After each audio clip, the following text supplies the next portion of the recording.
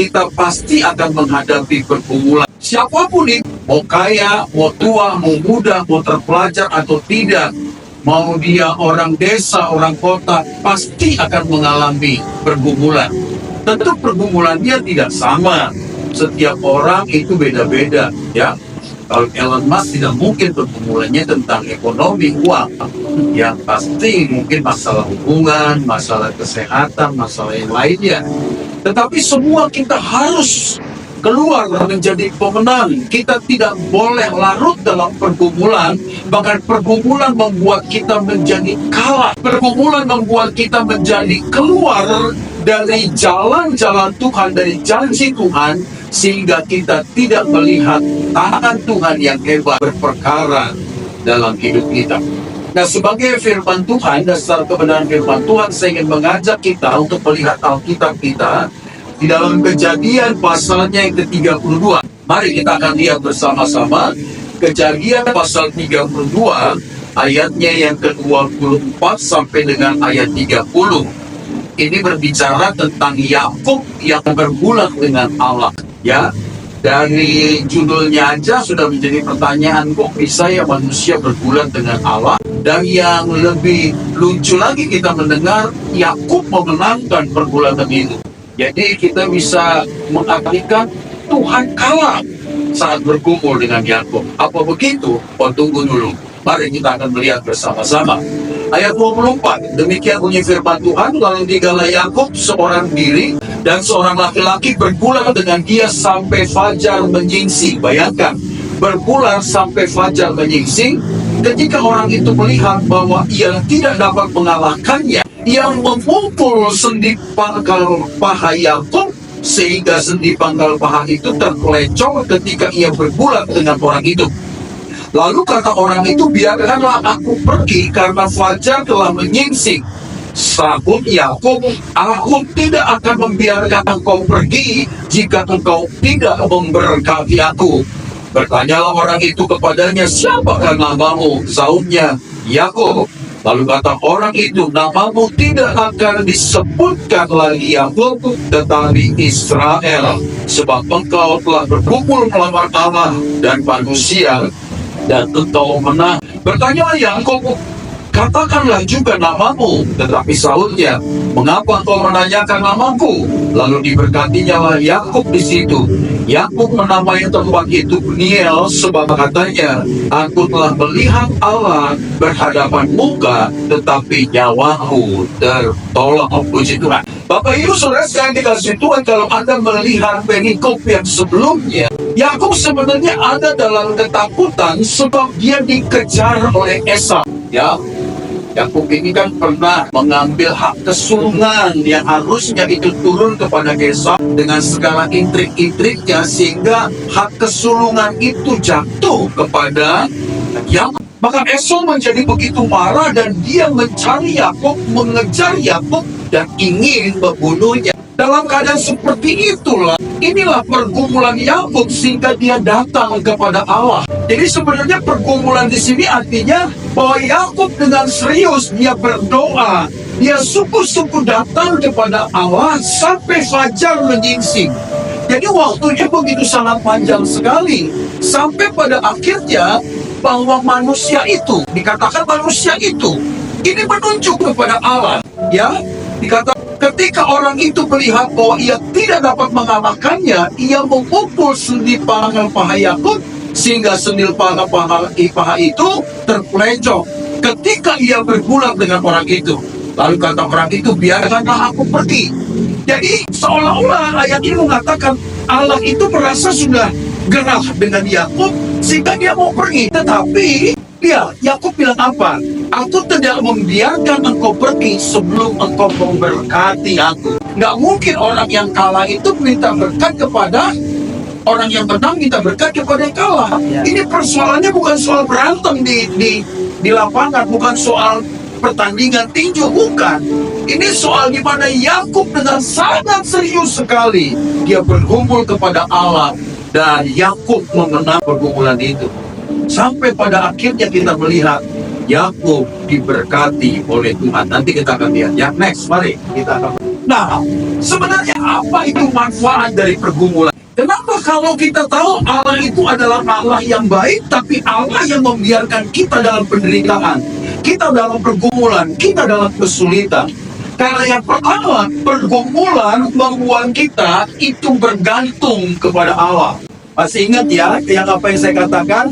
Bahwa manusia itu tidak akan pernah sungguh-sungguh mencari wajah Tuhan, dengan sungguh-sungguh dia mendekat kepada Tuhan, kalau dia tidak menghadapi pergumulan yang membuat dia begitu sangat tersesat sekali. Jadi kita harus tahu bahwa pergumulan itu menjadi cara Tuhan untuk membuat kita sungguh-sungguh berharap dan bergantung kepada Tuhan. Manusia ini kalau jalannya semuanya oke, semuanya baik-baik saja, dia nggak akan cari Tuhan. Percaya apa yang saya katakan, percaya 100%, dia cenderung melupakan Tuhan. Tapi bila dia menghadapi kesulitan, menghadapi persoalan, di mana ke kiri dia mentok, ke kanan dia mentok, mundur juga mentok, maju apalagi. Ingat seperti bangsa Israel, ketika dia dibawa keluar dari tanah perbudakan, pada akhirnya dia berhenti karena di depannya laut merah, laut Teberau. Kalau dia terus berjalan tenggelamlah. Kalau dia mundur, dihantam sama tentara Firaun. Ke kiri mentok, ke kanan mentok. Disitulah Musa menunjukkan bahwa mereka harus berharap kepada Tuhan. Dia mengangkat tangan dan di situ pula Allah membuktikan kuasanya. Amin. Jadi yang pertama, pergumulan itu baik supaya membawa kita semakin bergantung kepada Allah.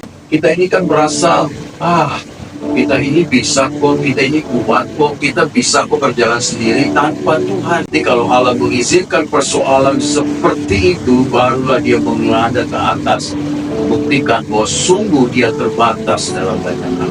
Terus coba kita lihat. Nah, dalam Mazmur 119 ayat 67 dikatakan begini, sebelum aku tertindas, aku menyimpan. Nah, berarti jadi zaman kita ini kalau nggak menghadapi persoalan, semakin hari semakin jauh, semakin hari semakin menyimpang. Kalau Allah tidak mengizinkan pergumulan, kalau Allah tidak mengizinkan masalah, semakin jauhlah jalan kita meninggalkan Tuhan. Izinkan keadaan ini. Mungkin ilustrasi ini udah pernah kita dengar. Ada seorang tukang bangun, dia ingin melestek. Jadi bangunan itu cukup tinggi, beberapa lantai gitu ya. Dia bawa, dia gerek, itu apa namanya, adukan semennya. Tetapi waktu dia mau melestek, dia lupa sendok semennya. Dia turun lagi setengah mati. Lah saya aja naik turun lantai 3 begini aja. Rasanya dengkul saya udah kayak ngocok. Biasanya kalau kita udah naik, harus turun. Kalau udah di bawah, harus naik, itulah. Baru cuma lantai 3 begini. Bayangkan tukang bangunan yang udah tinggi sekali. Kalau dia turun lagi ngambil sendok semen dan naik lagi, itu dipikir setengah mati. Maka dia pikir bagaimana caranya ini. Dia lihatlah ada temannya juga di bawah sedang ngaduk semen, tapi diteriakin, why, gitu. Tolong, adukan semen, nggak denger. Karena memang hiruk pikuk itu kan bangunan yang di sekitaran jalan-jalan raya begitu. Jadi nggak dengar. Lalu si tukang bangunan ini di atas berpikir gimana caranya lah ya. Oh, dia punya koin, uang koin, diambil lah, dilemparlah ke temannya yang di bawah begitu. Temannya saking ngaduknya bilang, ada duit koin, lumayan juga dia kantongin, ya kan? Wah, maksudnya supaya dia melihat, nggak melihat, diambil lagi duit koinnya, dilempar lagi. Wah, si Tuhan di dalam hatinya kuliah. Dalam bahasa orang Kristen ya, kok sekarang aku nemuin banyak koin gitu, diambil lagi, dia ngaduk lagi. Wah, makin kesel buang semen di atas tukang bangunan itu. Dia ambillah adukan semennya itu, dia buat bulat agak gede, dia lempar. Kena kepalanya betul begitu ya. Waktu kena kepalanya dia, wah, kenapa kau lempar aku? Tukang yang di atas bilang, aku lempar kau sudah itu 3 kali ini, 2 kali pakai duit kau ngambil ke atas. Itu kau lempar katanya. Jadi kalau duit, kalau berkat, kalau semua yang baik, kita cenderung merasa, wah, syukur. Tanpa kita melihat siapa yang memberikan berkat itu. Maka Tuhan izinkanlah adukan semen mengenai kepala kita bertok begitu. Ini yang menjadi pergumulan. Tetapi di situ juga kita menghadap ke atas. Wah, rupanya Tuhan mengizinkan. Jadi firman Tuhan katakan, sebelum aku tertindas, aku menyimpang. Tetapi sekarang, setelah keadaan itu, aku berpegang kepada janji. Ingat ya lagu yang sering kita nyanyikan. Setiap janjimu Tuhan, ku pegang, ku simpan dalam lubuk hatiku. Gitu ya. Lewati setiap masalah dan tetes air mata dalam hidupku. Disitulah baru kita menghayati bagaimana pertolongan Tuhan dalam hidup. Jadi orang yang mengalami pergumulan sebenarnya orang-orang yang sedang Tuhan izinkan dia naik kelas. Amin. Betul. Lihatlah, kalau kita sedang sekolah ujian, ada ujian untuk naik kelas kan? Ya, ada. Semakin tinggi, semakin berat ujian kita. Dan semakin kita bisa mengerjakan dengan baik, maka kita menjadi lulusan terbaik. Tadi pagi, itu saya buat di media sosial. Itu beres saya kan fakultas apa sih namanya, manajemen ya, akuntansi ya, di Universitas Indonesia. Dan dia dinyatakan lulus dengan predikat cum laude. Orang tua mana yang gak bangga?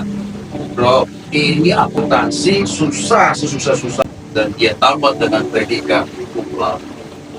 Itu berikan untuk saya, anak itu saya. Jadi kadang-kadang saya berpikir ya, ini udah orang kaya, cantik pula, pintar, cemerlang, semua diambilnya.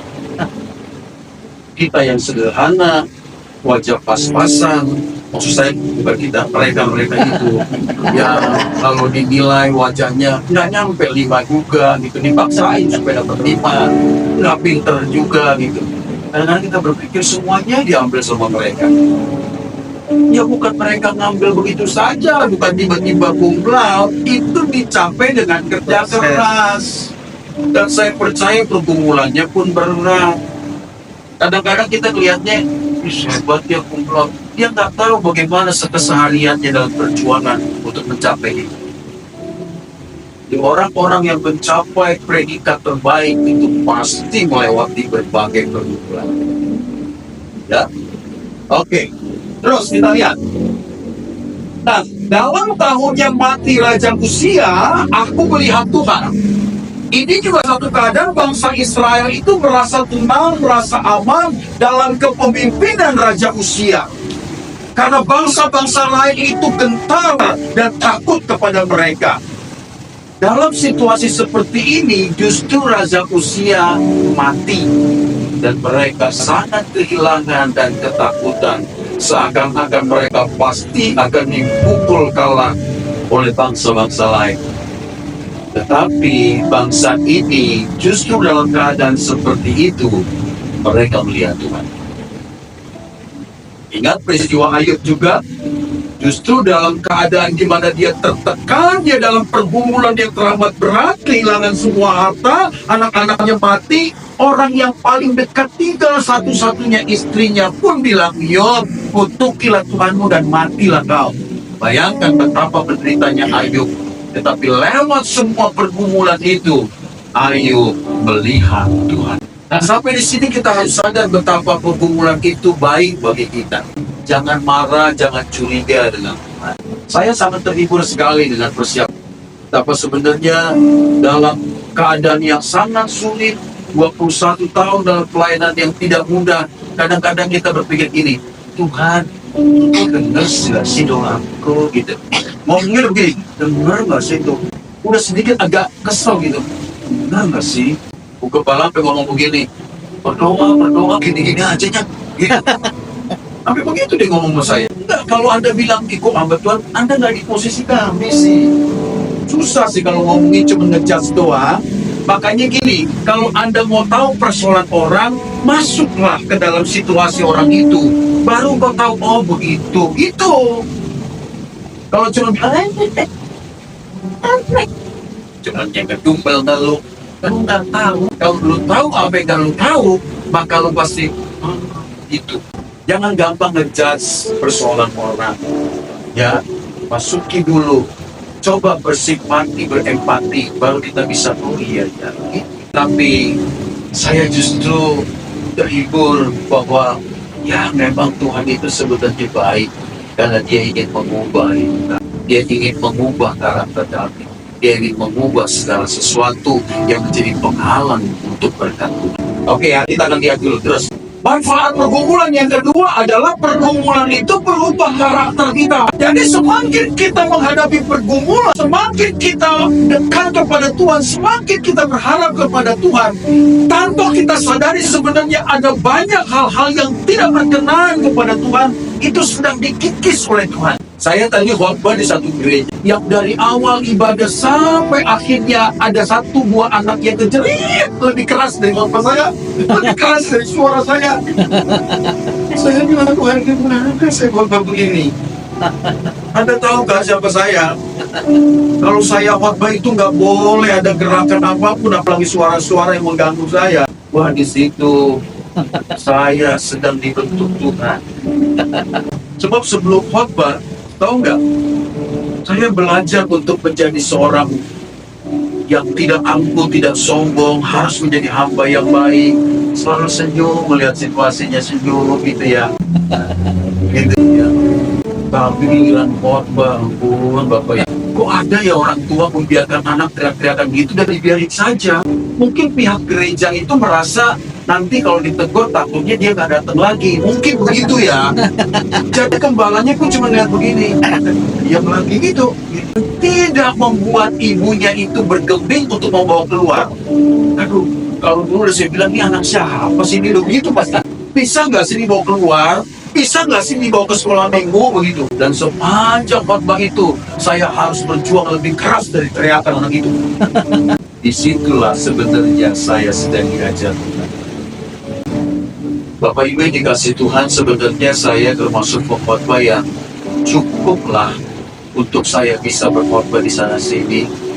Tetapi karena sifat karakter saya begitulah, banyak gereja menutup jadwal saya. Saya ini bukan galak cuma karena saya di penggembalaan ini, Bu. Di gereja orang pun saya bisa marah dengan keras. Loh, siapa saya yang marah-marah di kandangnya orang gitu. Tapi itulah saya. Maka banyak gereja menutup saya untuk terjadwal di gereja. Nah, dari situ saya belajar, oh, saya nggak boleh begitu lagi. Begitu saya berkata, oh saya nggak boleh begitu lagi, saya diperhadapkan dengan dua anak yang kelihatan dari awal sampai akhir. Jadi waktu kita mau bilang sama Tuhan begini, Tuhan aku siang dibentuk, nah Tuhan betul-betul bentuk itu. Betul-betul Tuhan ajar itu. Wah, saya merasa terima kasih Tuhan, sepanjang khotbah itu saya lulus. Saya tidak terpancing marah. Betul sekali, saya tidak buat teguran dan sebagainya. Maka saya mau katakan pergumulan itu merubah karakter kita. Next, kita akan lihat. Kesulitan itu sama dengan proses membentuk. Allah ingin memurnikan kita. Saya sering katakan gini, apa sih susahnya bagi Tuhan untuk memberkati kita? Gak ada susahnya. Wong dunia ini jadikan tinggal berkata, jadilah terang, jadilah bumi, jadilah lautan, jadilah cakrawala. Cuma ngomong jadilah, jadilah. Susahnya apa mau bilang gini, jadilah engkau hambaku menjadi hamba yang hebat luar biasa. Gerejamu akan besar menampung ribuan orang. Susahnya apa? Susahnya nggak ada. Tapi Tuhan lebih berkenan melihat karakter saya yang diubahkan ketimbang semua prestasi-prestasi seperti itu. Nah, itulah sebabnya mari kita belajar mengerti bahwa pembentukan Allah itu memurnikan kita agar kita menjadi pribadi yang berkenan kepada Tuhan. Saya akhir-akhir ini banyak dibentuk tuh. Tadinya saya bangga banget, seneng banget melihat pelayanan ini. Waduh, datang pasiaan, wis. Ya kan, kirim lagi 2 orang gitu ya, keluarga yang berarti Tuhan sedang pulihkan pelayanan ini. Ketemu orang yang lebih keras dari saya, lebih keras dari saya.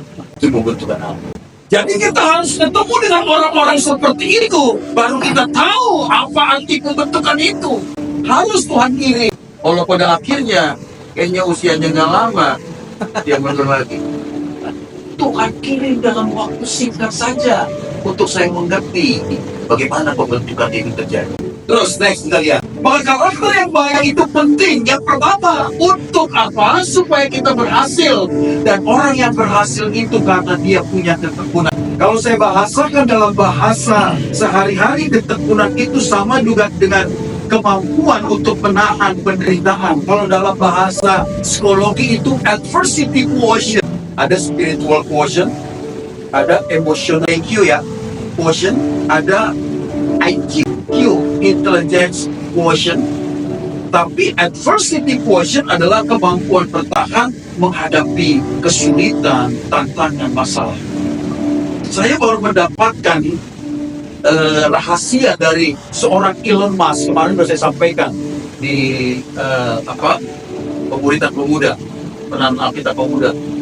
Elon Musk itu menjadi orang terkaya di dunia. Anda tahu rahasianya apa? Dia sendiri berkata, karena kemampuannya bertahan menghadapi semua kesulitan. Di mana orang lain sudah berhenti karena persoalan, berhenti karena masalah, dia masih terus bergerak. Dan orang-orang seperti ini akan menghasilkan sesuatu yang menakjubkan.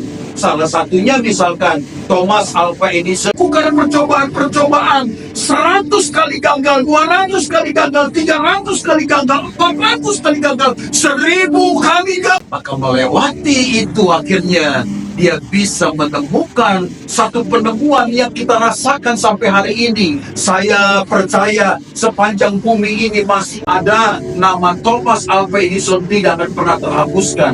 Karena kita bisa merasakan penerangan seperti ini berkat cobaan yang beribu kali. Adversity quotient membuat seorang tidak akan berhenti karena persoalan-persoalan ini ada. Makanya saya berpikir, iya ya Tuhan ya, 21 tahun mungkin cara Tuhan mau bentuk mengikis saya untuk membuang semua yang menghalangi berkat pelan-pelan.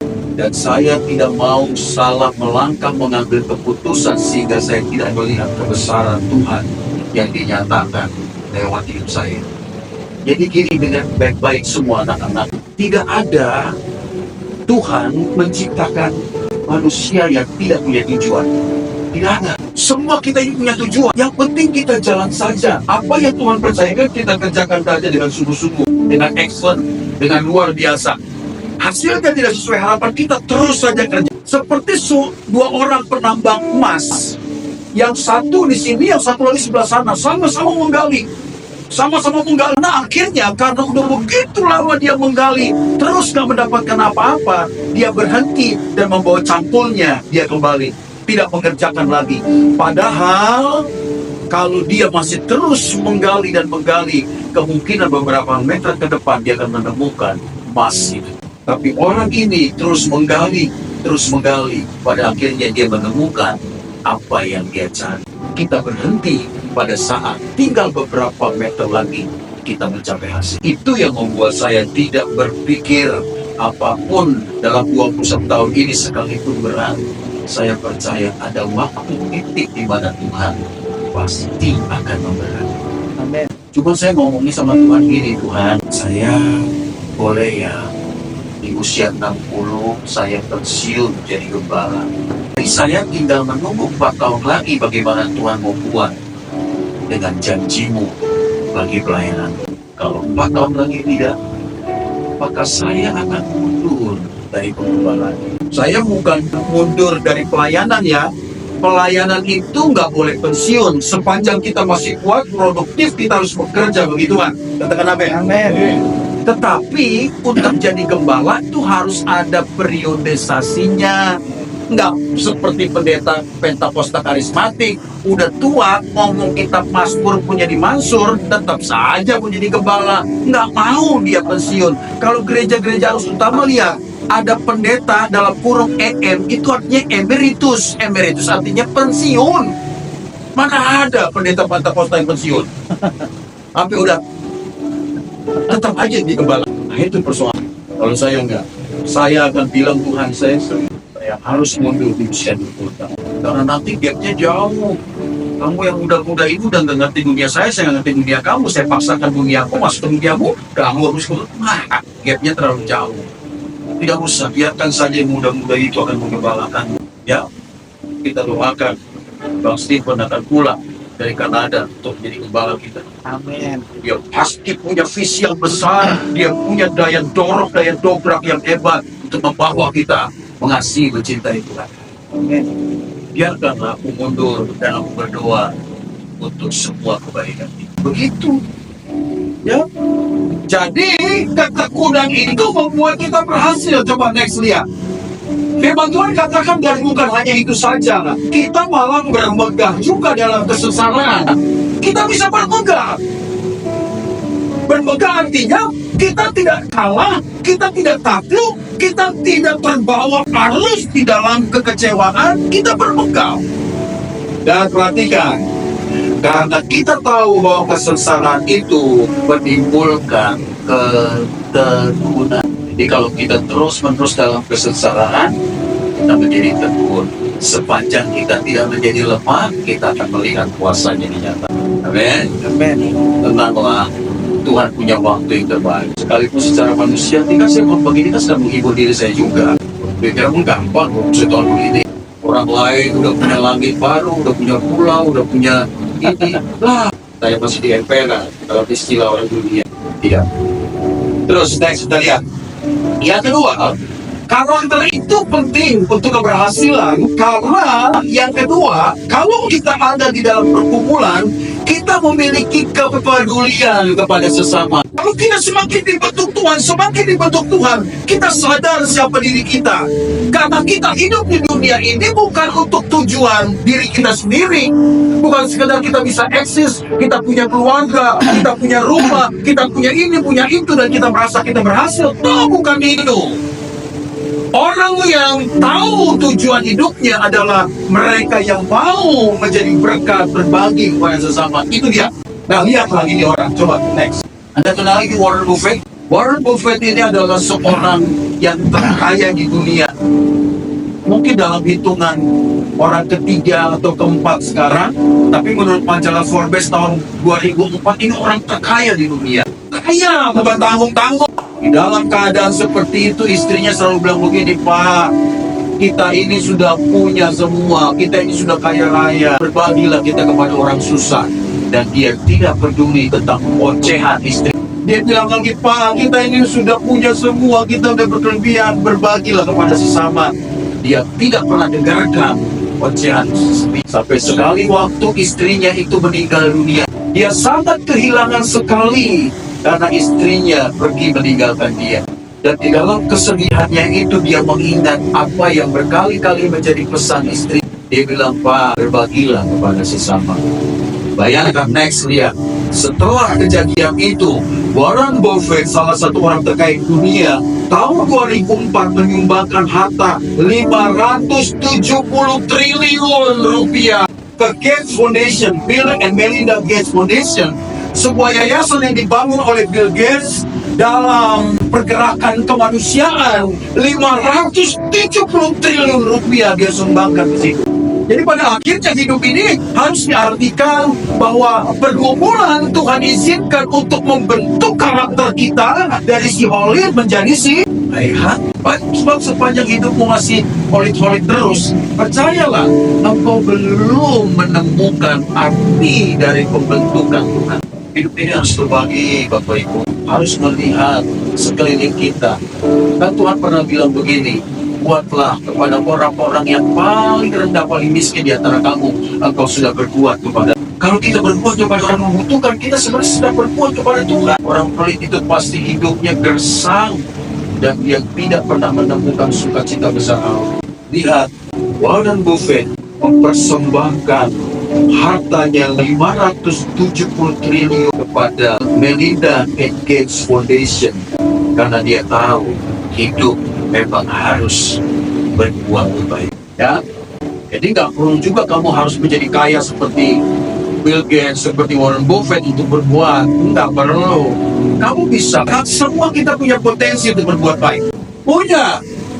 Kalau duitmu nggak ada, tenagamu nggak ada, semangat yang engkau transfer kepada orang-orang yang sedang lemah, itu sebuah berkat yang kita buat kepada orang-orang yang membutuhkan. Ini enggak melihat orang susah kita senang, melihat orang senang kita susah. Bagaimana kita bisa berbahagia? Susah. ya, harus memiliki empati bahwa orang lain itu membutuhkan pertolongan.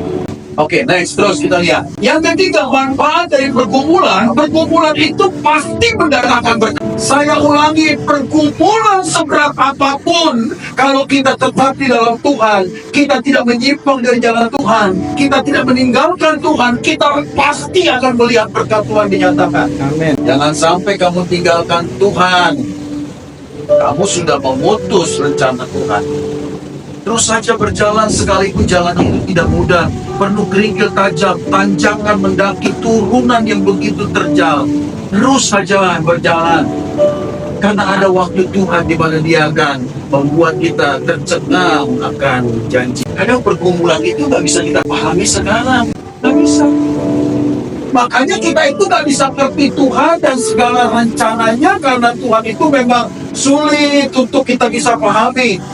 Dia terlalu tinggi untuk kita daki, terlalu dalam untuk kita selami, terlalu luas untuk kita ukur. Itulah Tuhan kita. Kalau kita mau memahami Tuhan, ibarat sebuah sendok makan yang menguras air lautan sampai kapan? Sampai botak seperti saya nggak akan terkurang. Maka cara yang terbaik adalah tetaplah taat kepada rencananya. Banyak hal yang kita nggak mengerti. Makanya kan ada pujian, banyak perkara yang tak dapat mengerti. Itulah Tuhan.